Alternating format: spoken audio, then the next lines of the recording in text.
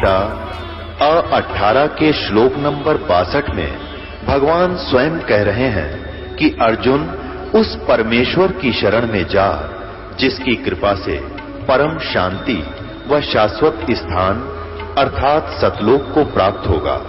वो परमेश्वर कौन है, कहां है, कैसा है, जानने के लिए कृपया अवश्य सुनिए जगत गुरु तत्वदर्शी संत रामपाल जी महाराज के अमृत वचन। क्यों इसको पता लग गया चेले बात देंगे तेरे कक्त है नहीं इसके पास, तनु कह दे लास्ट में माँ पार कर दूंगा, तो हम इसे ढीले डाले से हैं गुरु जी पार कर देगा। भाई ठीक है, फिर अपने के जरूरत से भक्ति की, फिर क्यों आश्रम खोल रखे, कर देगा पार, जाओ अपने घर में हो गए पार है बना रखा मूर्ख। अब आगे तो दास आज सिद्ध करना चाहता है कि सतलोक में परमात्मा और हंस कैसे हैं।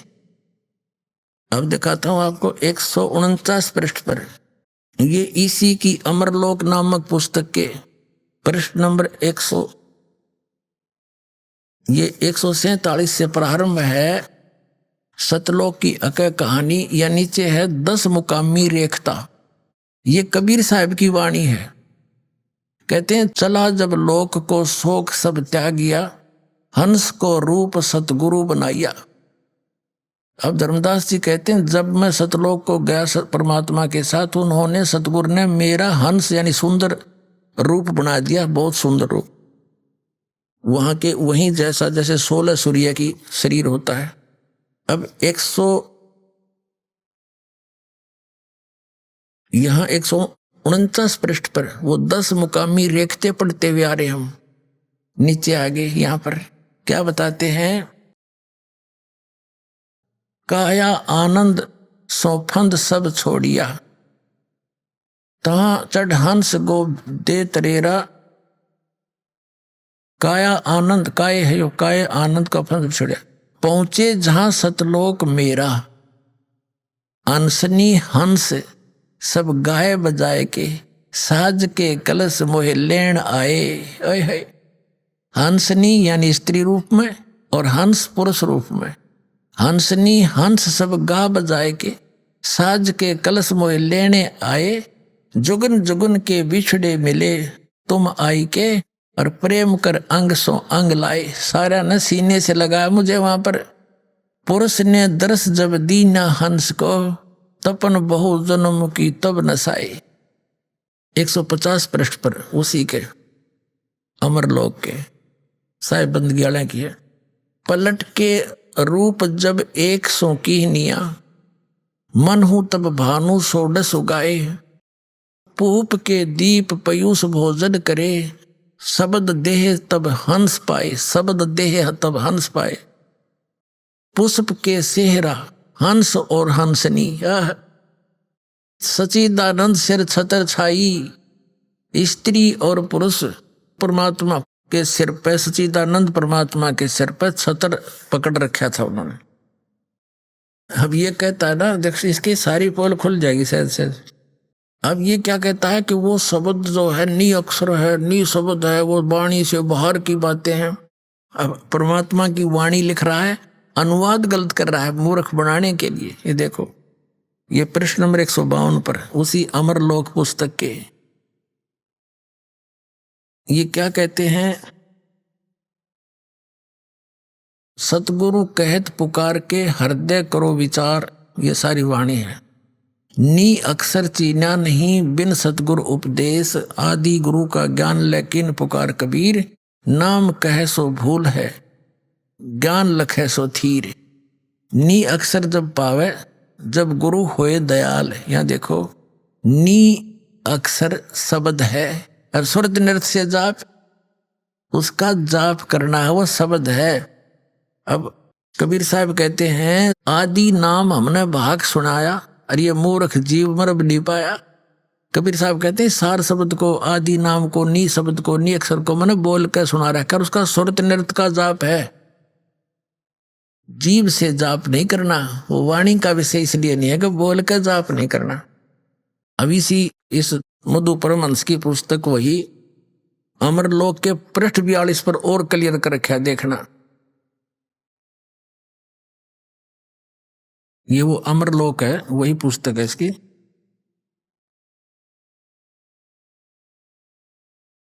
ये वाणी है परमात्मा की।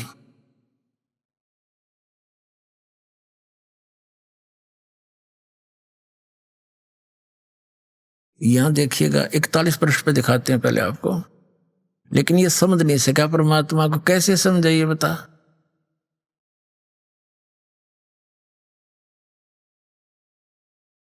यहां देखेंगे, ये कहते हैं कि सूक्ष्म देह में ओहम सोहम, इनका ख्याल अपारा हो। अब स्पष्ट कर दिया कि ये तो अलग हैं, इनका इनकी महिमा न्यारी है। जो ये सतनाम है, ये 2 अक्षर का, ये सूक्ष्म देह में काम करे है। अब 41 पे 42 पे देखो, इसमें क्या बताया है कि अमर लोक में पुरुष विदेही, निगम न पावे पारा हो। और उनकी उपमा कहाँ लग वर्णो, मुख से होए न वारा हो। कोटन सूर चंद्र तारागण, एक रोम पर वारा हो। श्वेत सिंहासन और श्वेत छत्र सिर, श्वेत ही हंस प्यारा हो। उस परमात्मा के सिर पर श्वेत छत्र है और सिंहासन पर विराजमान है, और वहां के हंस यानी जितने भगत हैं वो मनुष्य सदृश्य हैं, वो भी श्वेत ही है, सफेद। और श्वेत भूमि ता श्वेत वृक्ष है, वाह रे मधु परम से, वो बिंदु की गैत्रे भी है।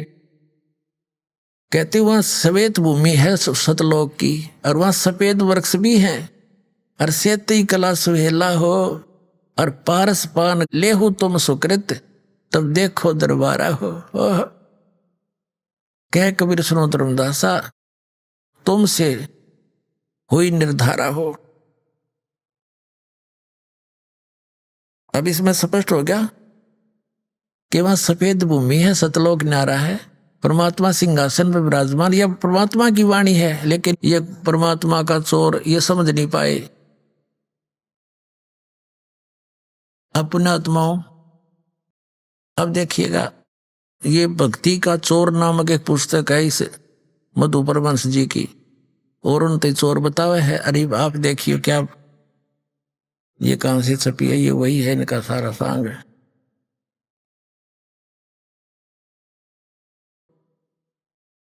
ये देखिएगा, ये प्रश्न नंबर 17 पे है। ये जो विधेय शब्द को यहां भी परमात्मा ने स्पष्ट कर दिया है भक्ति के चोर के उसमें।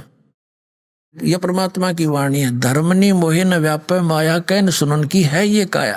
ये शरीर है मेरा, और दे नहीं और दर्शे दे ही, रहो सदा जहां परोस विदेही। अब है ना, दे नहीं और दर्शे दे ही, यानी यह देही तुम्हारे जैसी नहीं है, मैं साकार हूं, और रहूं सदा जहां परोस विदेही। तो इसी प्रकार जो विधेय शब्द के बारे में परमात्मा ने कहा है, वो शब्द अलौकिक है। मेरी देही अलौकिक भी सामने दिखा आदमी, तो देही क्यों नहीं उसकी, और वहां जाकर देखा सारा कुछ। अब ये बताता है 8 कमल, श्री मधु परमहंस जी 8वां कमल अंतिम बतावा है। 7 तो शरीर में और 8वां शर्त सवा हाथ ऊपर बता है कि तो दिखे, चौड़े में झूठ बोले। और कबीर साहब क्या बताते हैं, पुणात्माओं, कोई समय है पर मेर दाता की, ऐसा बढ़िया मौसम, ना गर्मी ना सर्दी, और ऊपर तो अमृत वर्षा के सुनने ना मिला था परमात्मा का नाम। तो हमने सतलोक सतपुरुष के देखा न सुना, ये झूठे कपटी मूर्ख बना रहे थे अपने को। अब ये 8 कमल अंतिम बताता है कबीर साहब, 9वें कमल में पूर्ण परमात्मा बताते हैं। देखिएगा, ये वही कबीर सागर। अब कबीर सागर पढ़ रहे हैं हम। अब इसके हम कबीर बानी नामक एक चैप्टर है, कबीर बानी, बोध सागर इसका खंड है। इसमें 111 पृष्ठ पर आपको दिखाते हैं। अब क्या बताते हैं, कह कबीर योग विधि बानी, जाते पुरुष सो होए पहचानी। प्रथम मूल कमल, कमल कहूँ रे भाई, 4 पंखड़ी तई बनाई। ये मूल कमल, द्वितीय कमल, ये 4 पंखड़ी, फिर 6 पंखड़ी दूसरा कमल। ये पहले कमल की 4 पंखड़ी, दूसरा कमल ना भीतर है, और फिर तीसरे कमल की 8 पंखड़ी लक्ष्मी नारायण मूर्ति ताधर ही, और चौथा कमल ये 5 में सारा आकर के यहां आ गया। 8वां कमल 10 पंखड़ी कहिए, ये 8वां कमल यहां समाप्त हो गया। अब यहां करा है 9वें कमल की अवगत वाणी, अनंत पंखुड़ी ताकर प्राणी, तामय पूर्ण ब्रह्म अखंडा, निस्वासर धरणी नहीं चंदा, एक नाम सत्य है वाणी, ताही नाम सृष्टि उत्पन्न। अब 9वें कमल में पूर्ण परमात्मा है, पूर्ण ब्रह्म, वो परम पुरुष कंप्लीट गॉड, वो उस 9वें कमल में है। 9वें कमल उनकी छाया कहो रे भाई, तोन छाई घट सब समाई, 2 स्वरूप आदि सैदानी, 2 स्वरूप काया बंदानी, तीसरा रूप रहित है आपे, भेद लखो ती गुरु प्रताप। ते प्रतिमा 2 है भाई, एक नारी एक पुरुष कहाई, जिसका भेद कहो समझाई, एक नाद एक बिंद कहाई। अब ये बहुत लंबी कहानी है, फिर बताएंगे। इसका अर्थ ये है सतलोक के 3 डिवीजन हैं। जैसे दिल्ली अपना एक भारत की राजधानी है, तो बाहरी क्षेत्र तो ग्रामीण क्षेत्र है, बाहरी दिल्ली कहलाते हैं। फिर वो बाजार बजूर आगे बीच में दूसरे नंबर, और तीसरे पर जहां अपना प्रधानमंत्री राष्ट्रपति भवन है वो मेन दिल्ली है। ऐसे 3 स्थान हैं। तो वहां पर जो बाहरी क्षेत्र है उसमें तो पहाड़, हीरे पन्नाओं के पहाड़, वृक्ष, फलदार वृक्ष, बाग बगीचे, बहुत लंबे विस्तार है। उसके बाद फिर स्त्री पुरुष रूप में सभी हंस रहते हैं। नेक्स्ट पोर्शन में वो बिंद के हैं, बिंद से, और उससे नेक्स्ट जो स्थान है वो केवल नाद से यानी वचन से बनते हैं वहां उनकी उत्पत्ति, और वहां फिर सतपुरुष परमात्मा का स्थान है। इसका अर्थ ये है। अब फेल हो गया यूं कि 8वां कमल 8वां कमल, अरे परमात्मा की वाणी में लिखा हो तो 9वें कमल में पूर्ण ब्रह्म भाई। तो परमात्मा क्या कहते हैं कबीर साहब, जग सारा रोग यारे, जिन सतगुरु वेद न जाण्या, जग सारा रोग यारे। भाई सच्चा सतगुरु कोई है न पूजे, इन झूठों जगपति आसी। इन झूठा बस सब आश्रित होए बैठे हैं। अंधे की बांग ही अंधे ने, अब भगत तो अंधे हैं बेचारे, ज्ञान नहीं इनको, ये इसीलिए तो उंगली पकड़ते हैं संत की कि ये हमें उंगली पकड़ा कर और पार कर दे, सज्ञान दे रहे थे। और वो भी अंधा चतुर, उसने भी कति कुछ नहीं दिखता। जब प्रत्यक्ष वाणी लिख रहा है ये मधु परमहंस जी, और उसका उल्टा अर्थ करके और पेश कर रहा है, इन्हें बैठा दिया, कितने कबीर पंथियों का, भोली आत्माओं का जीवन नाश कर दिया। तो ये है वो काल के पक्के दूत, इनसे बचो, और सतलोक चलना है तो लासर में आ जाओ और प्राप्त करो पूरा मंत्र और पार हो जाओ। बोलो सतगुरुदेव।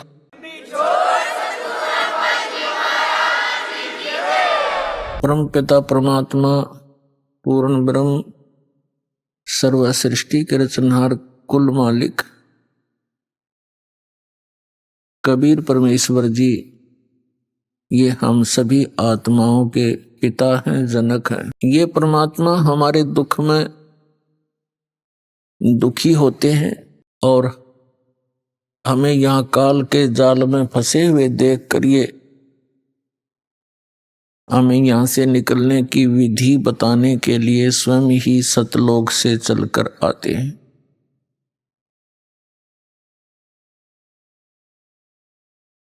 पुण्यात्माओं, सौभाग्य आपका, आप जी को ऐसे समय में मनुष्य जन्म प्राप्त हुआ है जो समय परमात्मा ने पूर्व निर्धारित किया हुआ था कि कलयुग के इस समय में परमात्मा अपना अध्यात्म ज्ञान पूरे विश्व में फैलाएगा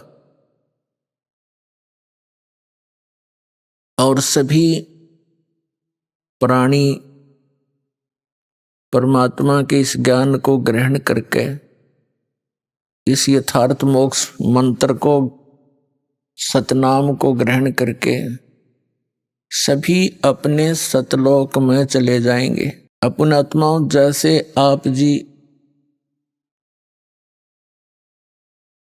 वर्तमान के अंदर शिक्षा को कितना महत्व दे रहे हैं, उस अक्षर ज्ञान का, उस शिक्षा का उद्देश्य क्या होता है कि बच्चा अच्छी शिक्षा ग्रहण करके उच्च पोस्ट प्राप्त करे, उसकी जैसी भी व्यवस्था हो अपनी जीविका अच्छी तरह वो चला सके, कोई नौकरी या कोई व्यवसाय करके। इसलिए शिक्षा को इतना महत्व वर्तमान में दिया जा रहा है, क्योंकि हम शिक्षा के महत्व से, शिक्षा की महिमा से, इसके गुणों से हम परिचित हो गए। इसलिए प्रत्येक व्यक्ति अपने पुत्र या पुत्री को कोशिश करता है कि अच्छी से अच्छी शिक्षा ग्रहण कराऊं, और उसके लिए 10-15 वर्ष उसको बिल्कुल फ्री छोड़ देता है, ताकि वो अपना भविष्य उज्जवल कर सके। और उसके लिए खूब पैसा भी पानी की तरह बहाता है, और वो बच्चा नेक नीति से पढ़ता हुआ अपनी सभी कक्षाओं को उत्तीर्ण करता हुआ वो जिस उद्देश्य को लेकर पढ़ रहा था उसको प्राप्त कर लेता है। वो बच्चा जैसे भी ट्रेनिंग करता है, जैसे किसी ने अध्यापक की ट्रेनिंग की तो वो अध्यापक लग गया, किसी ने इंजीनियर की ट्रेनिंग की, इंजीनियर की पढ़ाई पढ़ी तो वो इंजीनियर लग गया, किसी ने डॉक्टर की पढ़ाई की तो डॉक्टर लग गया, या अन्य कोई पोस्ट उसको प्राप्त हुई। तो पुण्यात्माओं, इसी प्रकार जिस समय आप जी को भक्ति से होने वाले लाभ का ज्ञान हो जाएगा और उस स्थान का ज्ञान हो जाएगा जहां हम कभी वृद्ध नहीं होते, जहां हमारी कभी मृत्यु नहीं होती, वहां किसी चीज का अभाव नहीं है, ना कोई खाने का अभाव है, ना जल का अभाव है, किसी भी वस्तु का जो एक मानव को आवश्यकता होती है, उस सतलोक में, उस सत स्थान में, शाश्वत स्थान में कोई अभाव नहीं है, और वहां वृद्ध अवस्था नहीं है, मृत्यु नहीं है। तो आप जी जब इस अध्यात्म ज्ञान से पूर्ण परिचित हो जाओगे, फिर आपके मन की स्थिति एक बहुत ही अजीबो गरीब बन जाएगी, और जो एक मानव के लिए अति आवश्यक है। अब वर्तमान में हम क्या करते हैं, माया को ही एक टारगेट मानकर, माया को ही उद्देश्य मानकर हम अपना सारा जीवन उसी पर न्यौछावर कर देते हैं, और जो सारा जीवन में हम संग्रह करते हैं वो यहीं रह जाता है। हमारी उसके जोड़ते जोड़ते ही, संग्रह करते करते ही मृत्यु हो जाती है। तो फिर हमारे साथ क्या जाता है, हमारे साथ जाते हैं वो पाप जो सारा जीवन इस भौतिक सुख की प्राप्ति के लिए हमने प्रयत्न किया, उस प्रयत्न में जो हमारे पाप हुए वो हमारे साथ चले जाते। जो मनुष्य जीवन से हमने करना चाहिए था, मनुष्य जीवन किस लिए इस प्राणी को प्राप्त होता है, ये ज्ञान हमें बचपन से नहीं दिया जाता। हमारे को बचपन से अपने समाज से सिर्फ इतना ही ज्ञान प्राप्त होता है कि बड़ा हो जाएगा, विवाह कर दिया जाएगा, संतान हो जाएगी, संतान की परवरिश कीजिए, और फिर बस फिर मर जाइए, सारा जीवन उन्हीं की परवरिश में, अपने पेट पोषण में ही अपना जीवन व्यर्थ कर जाते हैं। जब हम सत्संग में आते हैं, सत्संग के अंदर परमात्मा का दिया हुआ ज्ञान बताया जाता है, और वो ज्ञान होता है। अन्य ज्ञान जो होता है वो एक परंपरा होती है और कुछ मजबूरी होती है। परंपरा कौन सी होती है, मजबूरी कौन सी होती है? मजबूरी तो हमारी ये है कि हमें शरीर ऐसा मिला है, इसमें दोनों टाइम, 2 वक्त, यदि हम इसमें कुछ डाल देंगे आहार तो ये काम करेगा, नहीं तो 1 हफ्ते के अंदर ये समाप्त हो जाता है, ज्यादा से ज्यादा 10 दिन पकड़ेगा। तो ये हमारी मजबूरी है कि इसको सुरक्षित रखने के लिए जो भी आवश्यक वस्तुएं हैं वो उपलब्ध कराना हमारे मजबूरी है और आवश्यकता है। और जो परंपराएं हमने व्यर्थ की बना रखी हैं, वो परंपराएं हैं, वो यूजलेस ज्ञान है। अब परमात्मा ने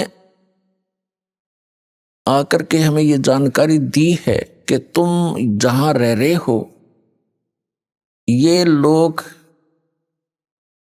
काल का लोक है, लेकिन हमारे को इस काल भगवान ने इतना अज्ञानी बना रखा है, हम परमात्मा के अध्यात्म ज्ञान से बिल्कुल अपरिचित कर दिए। कौन है भगवान, कैसा है परमात्मा, कहाँ रहता है वो भगवान, और उस परमात्मा के गुण तो कुछ हमें मिलते जुलते से सुनाए जाते हैं। भगवान ये कर देता है, अंधे को आंख देता है, निर्धन को माया देता है, कोढ़ी को काया देता है। परमात्मा के गुण तो बहुत कुछ मिलते जुलते बता दिए, लेकिन परमात्मा कौन है, कैसा है, कहाँ रहता है, और जो परमात्मा इतना सुखदायी है उससे वो लाभ प्राप्त कैसे होता है, ये ज्ञान विपरीत दे रखा है हमारे को। तो इस अध्यात्म ज्ञान को ठीक से बताने के लिए स्वयं परमात्मा आते, ये विधान है उस भगवान का। तो प्रसंग तो चला है पुण्यात्माओं के, आप जी जिसमें अध्यात्म ज्ञान से पूर्ण रूप से परिचित हो जाओगे और सभी कर्मों से परिचित हो जाओगे, तो उस समय केवल आप यहां से इस महान दुख से, जरा और मरण से ही छूटने का प्रयत्न करोगे। जरा बिन वृद्ध अवस्था का कष्ट, वृद्ध अवस्था इस मनुष्य जीव के लिए, वैसे तो सभी जीवों के लिए कहर है, अन्य को तो इतनी सोधी नहीं, वो तो किसी तरह भुगत भागत कर मरो, लेकिन मानुष जीवन को इतनी चेतना है, इतना ज्ञान है कि कोई वृद्ध अवस्था प्राप्त प्राणी, उसको कितने कष्ट होते हैं वो अनुभव कर सकता है दूसरा, और स्वयं भी वो महसूस करता है। तो इस कहर से बचने के लिए, और फिर मृत्यु, आज आप अपने परिवार में कितने खुश हैं, चाहे कितने दुखी हो, फिर भी यही चाहते हो जीवन बना रहे, मरे नहीं, और मृत्यु डेफिनेट। तो ये भूल क्यों लगी है अपने? हमें पता कि कोई रह नहीं और कभी भी मर सकते हैं, और फिर भी हम इतना जोर नहीं देते इस बात के ऊपर। ऐसी दशा किसकी होती है जिसने कुछ नशा कर रखा हो, उसको डर सा नहीं लगता, एक बार थोड़ी सी देर हिचकता है, फिर वो उसी स्पीड से वही क्रियाएं करता है। तो इस काल भगवान ने अपने को इस झूठे सुख की या त्रिगुणमयी माया रूपी भांग प्या रखी है, और इस भांग के नशे में हम देखते भी हैं और मैं पता भी है कि मृत्यु होगी, पर डर कती नहीं हो। मृत्यु के जब लक्षण घटते हैं अपने ऊपर, उस समय घिघी बनती है, अको हो ये फलाना रोग हो गया, हो अब तो मृत्यु होगी, तो उस समय महसूस होता है कि हाँ शायद अब बात बिगड़ेगी। तो ये बात हमें वैसे भी याद रहनी चाहिए अगर नशा उतर गया था। तो इस भांग के नशे को उतारने के लिए ये एंटीबायोटिक, ये सत्संग सुनाए जाते जो यह भांग के नशे को उतार सके। कबीर ये माया अटपटी, सब गट आण अड़ी, किस किस को समझाऊं, या कुए भांग पड़ी। 21 ब्रह्मांड है इस काल भगवान के, ब्रह्म के, जिसको ब्रह्म भी कहते हैं, जैसे ऋषि जिसको ब्रह्म कहते आए हैं, ये काल भगवान है। इसको सरपुरुष भी कहते हैं, इसको सरब्रह्म भी कहते हैं, सरब्रह्म। इसने अपने 21 ब्रह्मांड के अंदर या माया की भांग घोल के गिर रखी इस कुएं में, और एक कुएं में यानी जैसे शराब के ठेके पर जितने भी व्यक्ति शराब पीकर लौट रहे हों, जितनों से भी आप बात करोगे उनकी एक जैसी गतिविधि, एक जैसी चाल होगी। ऐसे लड़खड़ाते आएंगे, बोलेंगे कुछ, सोचेंगे कुछ। तो हम सभी की वही दशा होगी, हमने वही भांग पी रखी है यहाँ के झूठे सुख की। कबीर साहब कहते हैं झूठे सुख को सुख कहे ये मान रहा मनमोद, ये सकल चबीना काल का कुछ मुख में कुछ खोद। श्रीमद् भगवत गीता अध्याय नंबर 4 के श्लोक नंबर 32 में कहा है कि अर्जुन, जो ज्ञान मैंने आपको इसी अध्याय नंबर 4 के श्लोक नंबर 25 से 31 तक बताया है कि कोई तो स्वाध्याय करता है, जैसे गीता जी का नित्य पाठ कर लिया, कोई देवताओं की पूजा करता है, कोई योग अभ्यास करता है, कोई तीक्ष्ण अहिंसावादी व्रत रखता है, जैसे मुंह पर पट्टी बांध कर नंगे पैरों घूमता है, और कोई ब्रह्म साधना करता है।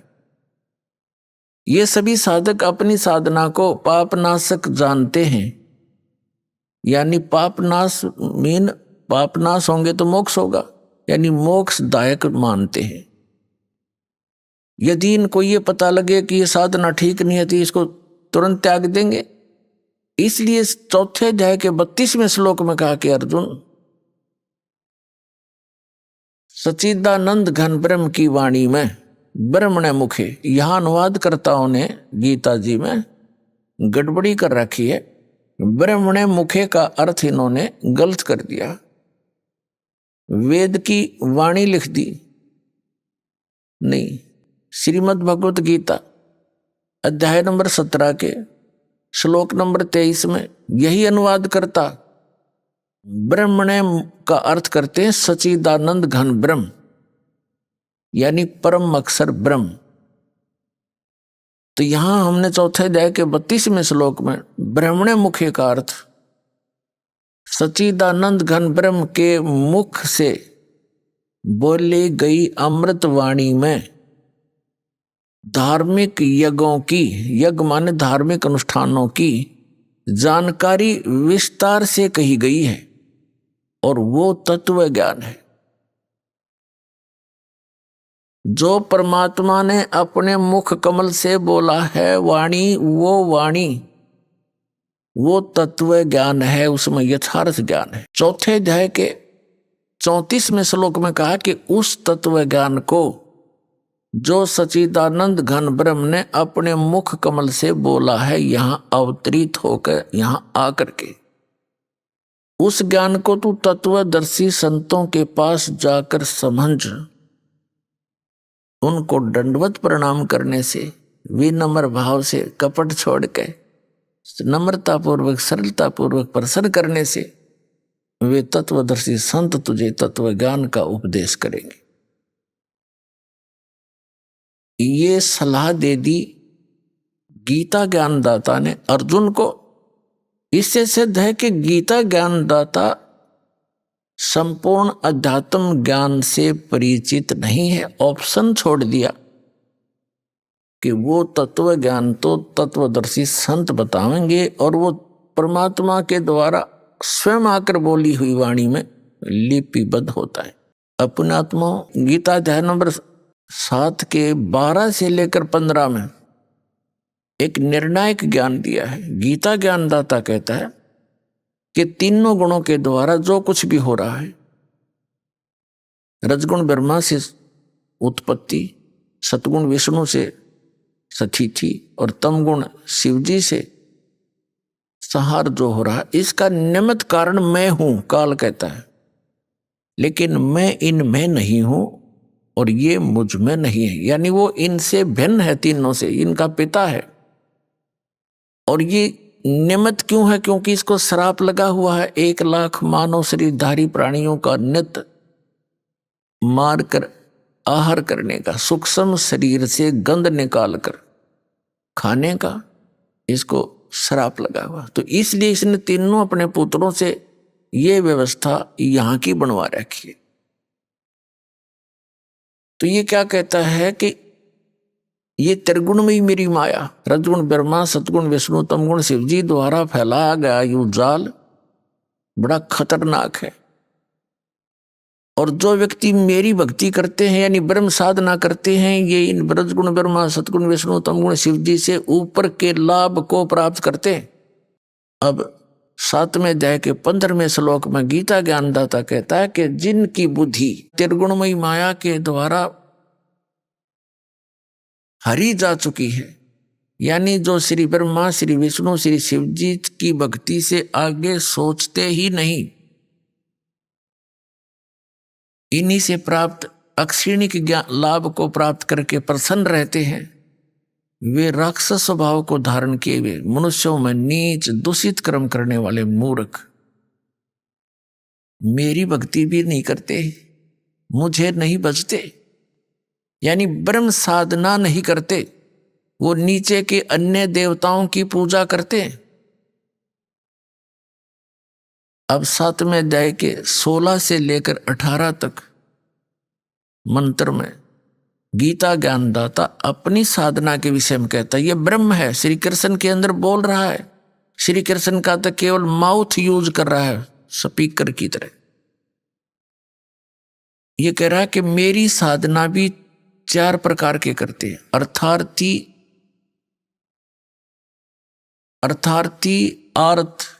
अर्थ माने संकट निवारण के लिए, अर्थार्थी जो धन लाभ के लिए, और जिज्ञासु तथा ज्ञानी, ये 4 प्रकार के करते हैं। इनमें से तीनों को स्वयं रिजेक्ट करता है आर्थ, अर्थार्थी और जिज्ञासु को। कहते हैं जैसे आर्थ क्या है, कोई संकट आ गया शरीर पे या घर पे, उसके निवारण के लिए वो वेद मंत्रों का ही सहारा लेते हैं, अन्य कोई अनुष्ठान किसी अन्य धार्मिक पुस्तक से नहीं करते, वो ब्रह्म उपासक कहलाते। ऐसे ही धन लाभ के लिए, धार्मिक अनुष्ठान के लिए वो वेद मंत्रों का ही सहयोग लेते हैं और किसी पुस्तक का वो सहारा नहीं लेते, वो ब्रह्म उपासक है। और जिज्ञासु होता जो घर से निकला परमात्मा पाने के लिए, जैसे उनको संत गुरु मिले, उनसे ग्रहण ज्ञान को स्वयं वक्ता बन गया उसको ग्रहण करके, तो वक्ता बन जाना भी इस जीव का अपना जीवन हानि है। तो इन तीनों को रिजेक्ट कर दिया। चौथा बताया है ज्ञानी। ज्ञानी का वो अर्थ है जिसको ये पता लग गया कि मनुष्य जीवन केवल मोक्ष के लिए ही प्राप्त हुआ है, अन्यथा ये अन्य प्राणियों के जीवन हम देख ही रहे हैं कितने कष्ट में है। परमात्मा ने मनुष्य जीवन दिया है, इसमें कितनी सद्बुद्धि दी है, समय पर खाना खा सकते हैं, हम अपनी शरीर की रक्षा के लिए अपने वस्त्र पहन सकते हैं, प्राकृतिक आपदाओं से बचने के लिए गर्मी सर्दी से हम झोंपड़ी डाल सकते हैं, मकान बना सकते हैं। लेकिन इन सब की ये इतनी बुद्धि देने का उद्देश्य क्या था मालिक का, कि तुम भगवान भी बन सकते हो, अपना कल्याण भी करा सकते हो। अन्यथा एक योनि और बना देता जहां 84 लाख बना रखी। तो पुण्यात्मा गहनता से सोचो इन बातों को। ये बातें कहन सुन की नहीं, ये कर पाड़ने की है। अब चौथा जो ज्ञानी है उसके विषय में कहता है ज्ञानी मुझे अच्छा लगता है, और ज्ञानी को मैं अच्छा लगता हूं, क्योंकि ज्ञानी व्यक्ति, बुद्धिमान व्यक्ति को पता लग गया कि मनुष्य जीवन बार बार नहीं मिलेगा, और इससे हमने अपना आत्म कल्याण करवाना है। आत्म कल्याण का अर्थ क्या है? यानी आत्मा का सदा के लिए, आत्मा को सदा के लिए सुख हो जा। अब सदा से के लिए सुख होगा जब इसकी जन्म और मृत्यु का यो दीर्घ रोग मिटे, जरा और मरण का यो कष्ट मिटे। और ये कहां मिटे? ये समाप्त होगा सतलोक में, जहां वृद्ध अवस्था नहीं होती, सदा युवा शरीर रहता है और मृत्यु नहीं होती। और ऐसा ही संसार है जैसा यहां पर है, वहां आपका परिवार होगा। जैसे यहां जुड़ते जुड़ते जुड़ गया पूरा परिवार, और ये आपका है नहीं, कब कल मृत्यु हो जाए आपकी। आपका कहाँ है ये तो भूल भुलैया कर रखी इस काल भगवान ने आपको यहां बांधे रखने के लिए। इन एक दूसरे में ममता, मोह फंसा दिया, और इसी झूठे सुख में हमें फंसाकर अपना उल्लू सीधा कर रहा है। अब जो प्रसंग चल रहा है कि अब मनुष्य जीवन की प्राप्ति केवल आत्म कल्याण के लिए हमें हुई है। वो आत्म कल्याण होगा जब जन्म मृत्यु जरा मरण कति खत्म हो जाएगा, वो होगा सतलोक के अंदर।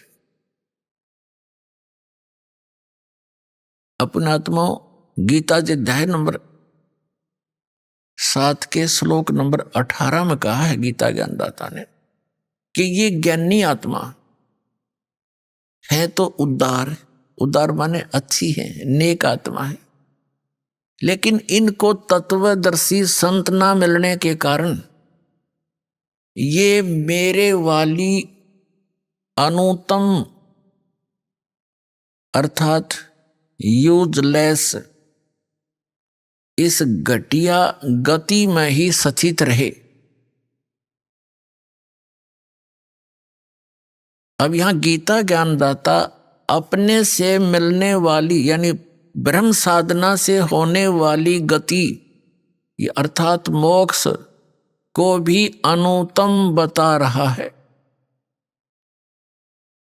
अनुत्तम माने व्यर्थ, घटिया, क्योंकि जन्म मृत्यु नहीं समाप्त हो सकती।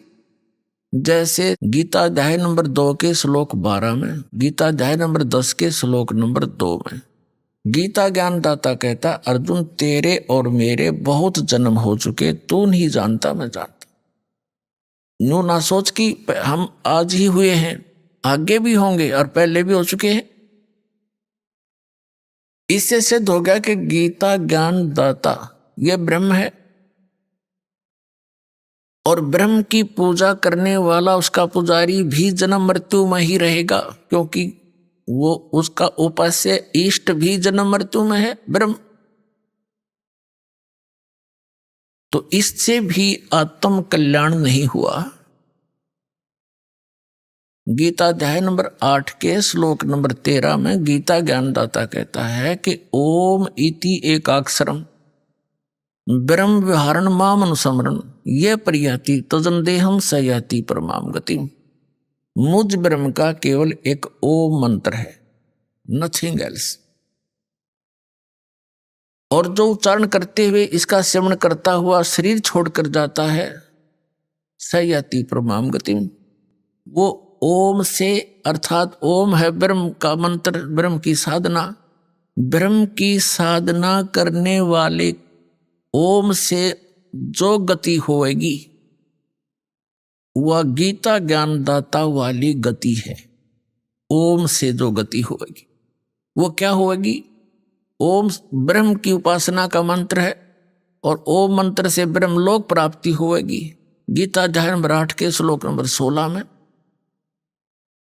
कहा कि ब्रह्मलोक पर्यंत भी सभी लोग पुनरावृत्ति में है, अर्थात वहां गए हुए साधक भी फिर लौटकर जन्म मृत्यु में आते हैं, क्योंकि ये खुद कहता है मेरे भी जन्म मृत्यु होती है और अर्जुन तेरी भी रहेगी। तो इसे सिद्ध हो गया गीता अध्याय नंबर 7 के श्लोक नंबर 18 में गीता ज्ञानदाता अपनी गति को यानी अपनी साधना से होने वाले जितना भी से लाभ मिलना है ब्रह्मलोक प्राप्ति, उसको भी अनुतमाम यानी अति व्यर्थ, अति घटिया, अति अश्रेष्ठ बता रहा है।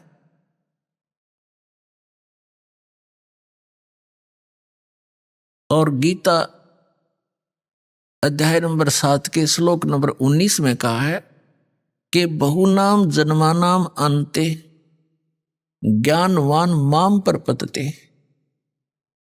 वासुदेवम सर्वमिति स महात्मा सुदुर्लभ है।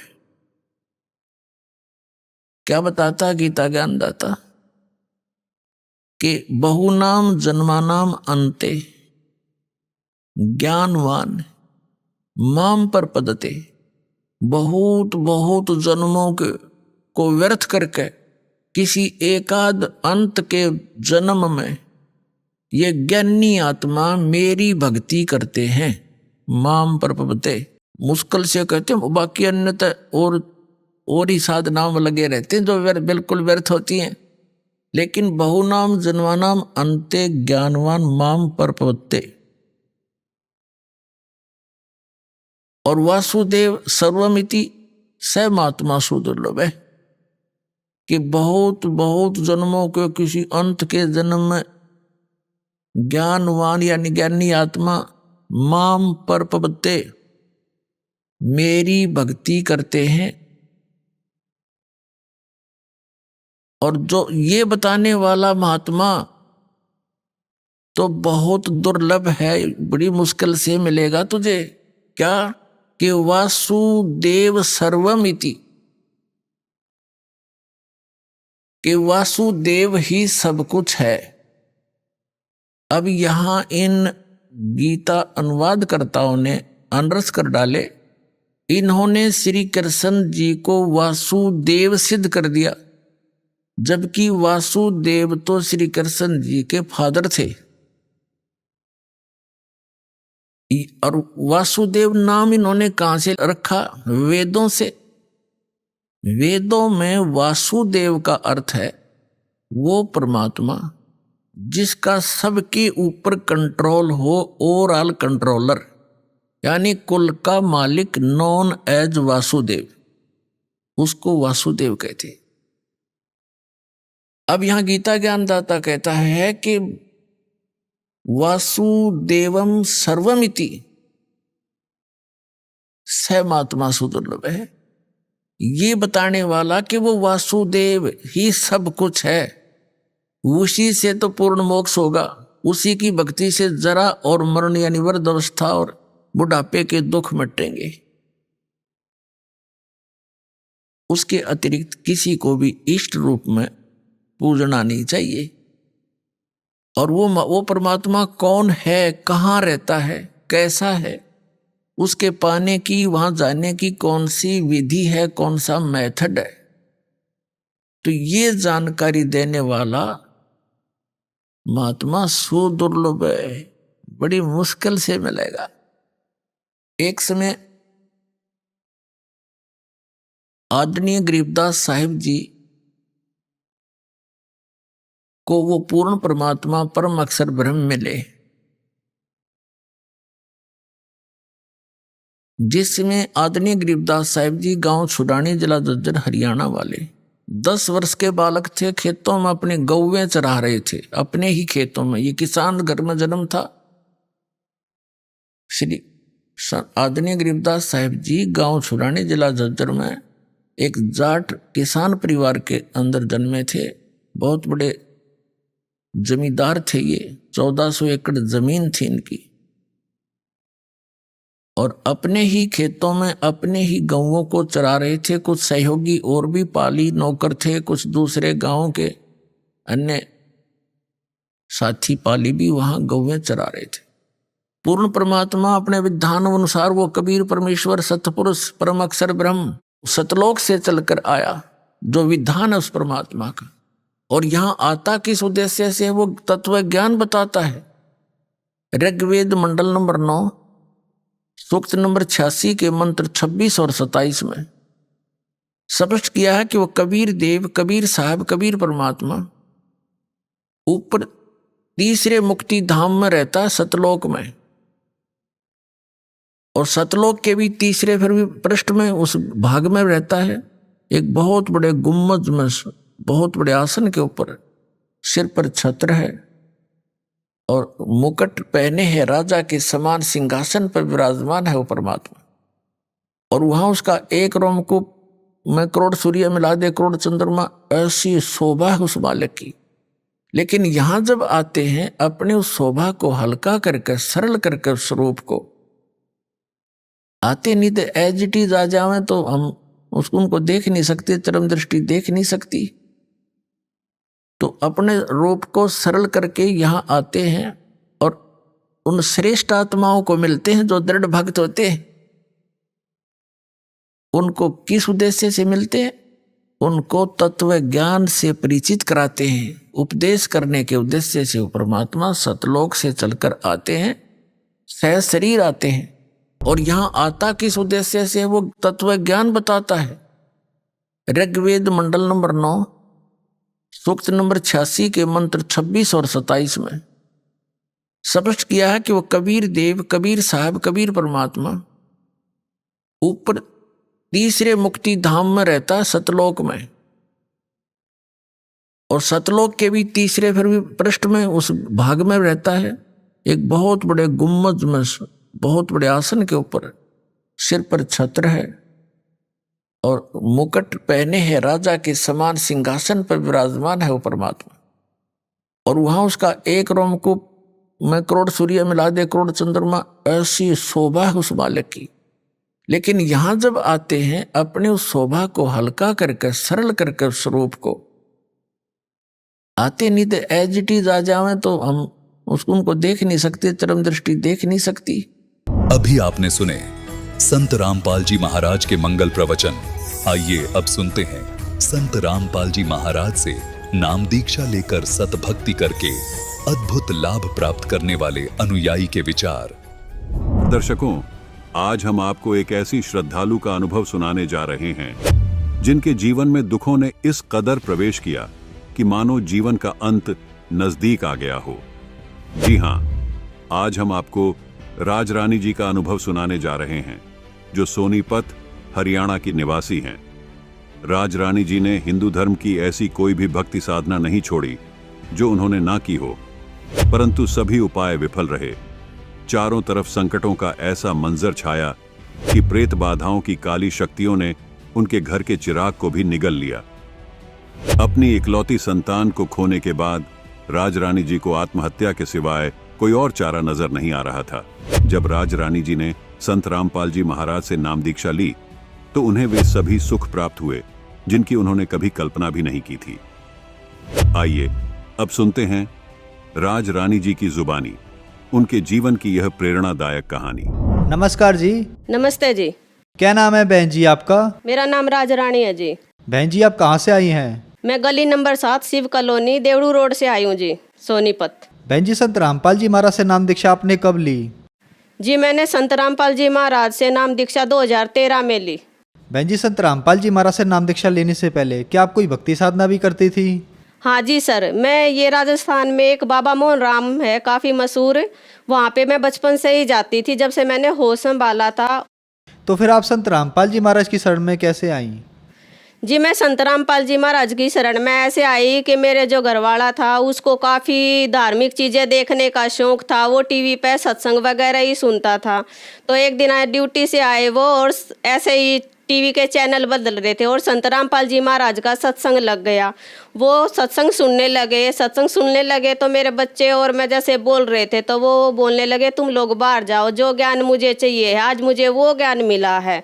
मैंने कहा ऐसा क्या ज्ञान मिल गया कि आप हमें और बच्चों को भी बाहर निकाल रहे हो? तो जी उन्होंने मेरे से और मेरे बच्चों को गुस्सा किया और हमको बाहर निकाल कर कुंडी लगा कर वो सत्संग सुनने लगे।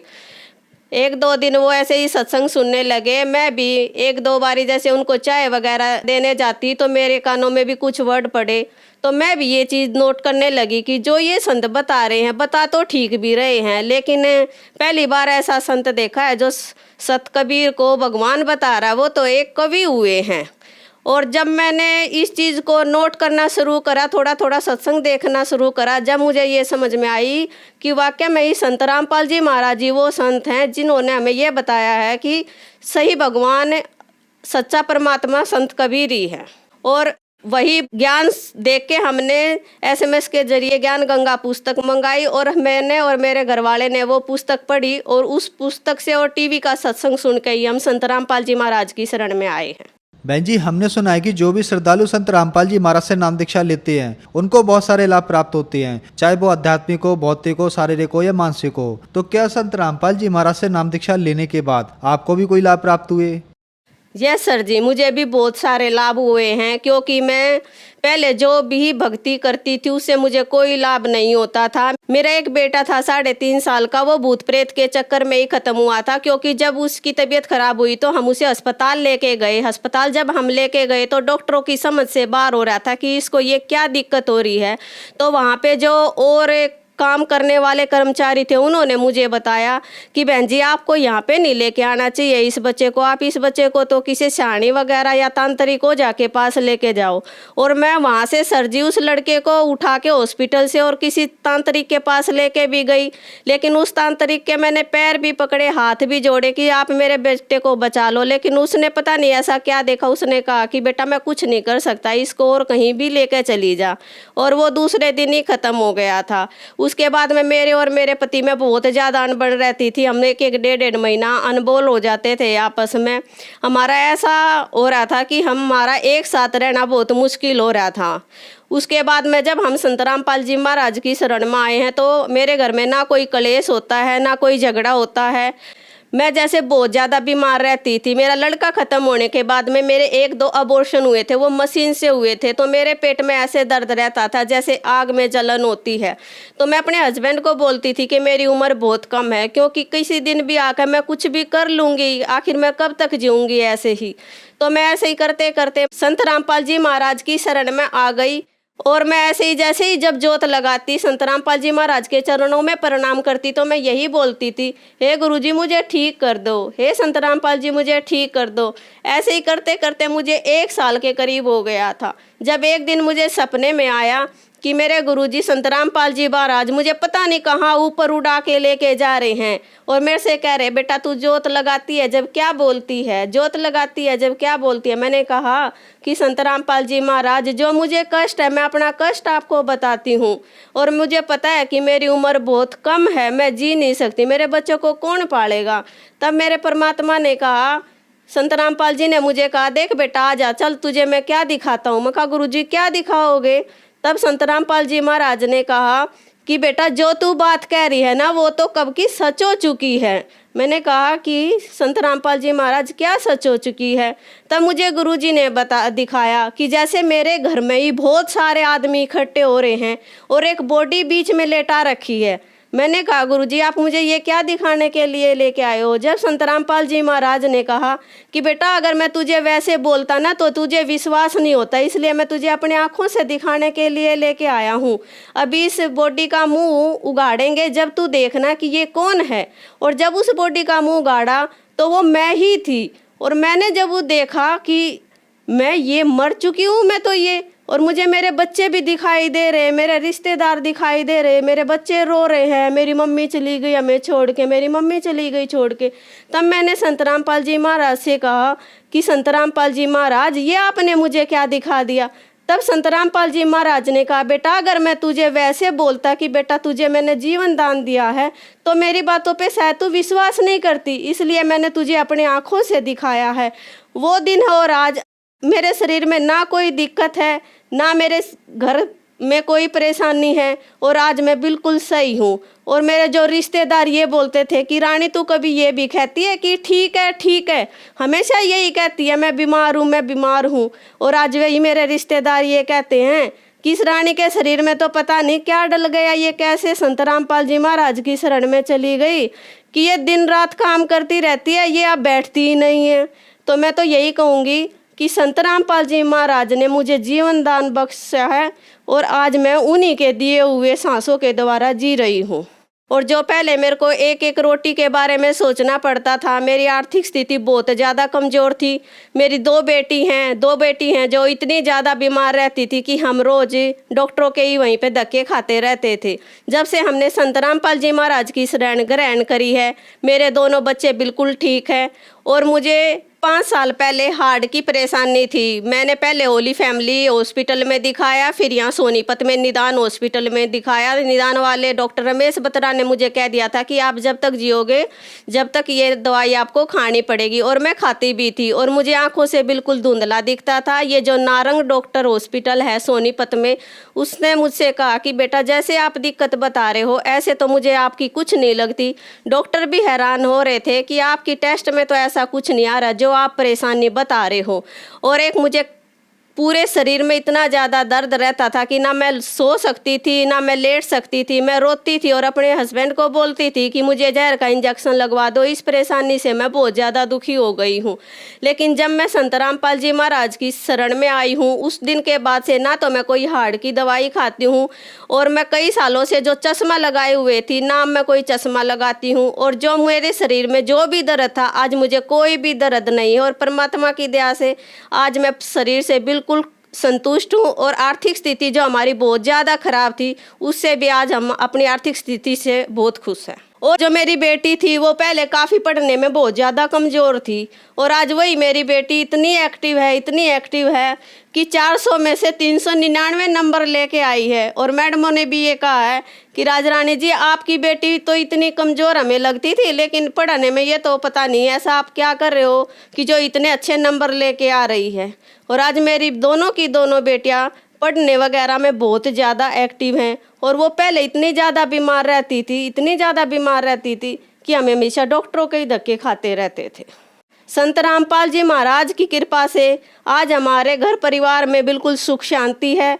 आज हमारे घर में कोई दिक्कत नहीं है। मेरे घरवाला भी बहुत अच्छा है, मेरे बच्चे भी बहुत अच्छे हैं, और मैं भी अपने शरीर से बिल्कुल स्वस्थ हूँ।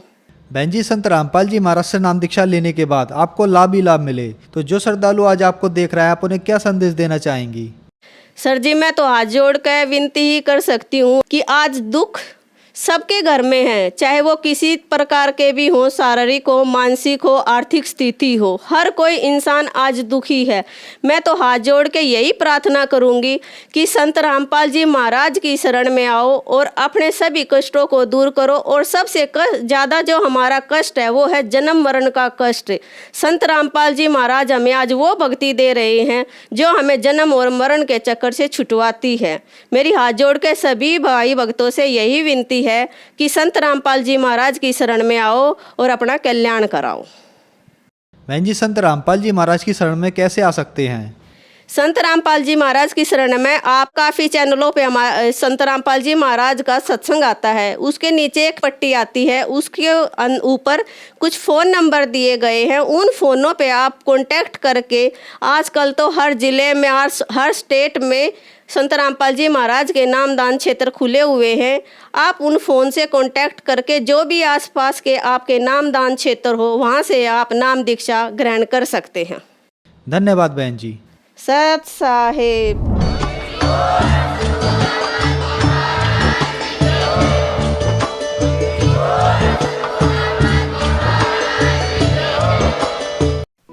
आप सुन रहे थे जगत गुरु तत्वदर्शी संत रामपाल जी महाराज के मंगल प्रवचन। अधिक जानकारी के लिए संपर्क करें।